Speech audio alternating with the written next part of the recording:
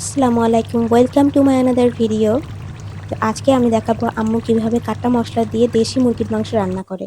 তো এর জন্য আম্মু প্রথমে সরিষার তেল প্যানে গরম করে নিয়েছে, এরপর দিয়েছে দারচিনি, এলাচ, লবঙ্গ, পেঁয়াজ এবং একটু ভালো করে ভেজে নিয়েছে।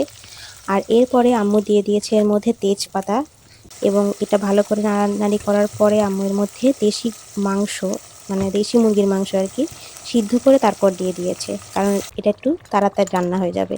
এরপর আম্মু আদা রসুন বাটা দিয়েছে আর তার সাথে এক্সট্রা ফ্লেভারের জন্য দিয়েছে আম্মু রসুন। এরপর আম্মু ভালোভাবে নাড়িচাড়িয়ে দিয়েছে যাতে ভালো করে মাংসটা সিদ্ধ হয়।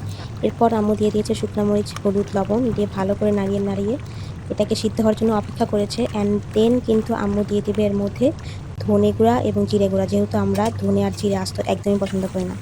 তারপরে আম্মু সিদ্ধ হয়ে গেলে এরপর এর মধ্যে দিবে আলুটা দেওয়ার পরে আম্মু এর মধ্যে পানি দিবে। পানি দিয়ে এটা সিদ্ধ হওয়া পর্যন্ত অপেক্ষা করবে। এই যে এখন আম্মু পানি দিয়ে দিবে, এই যে পানি দিয়ে দিল।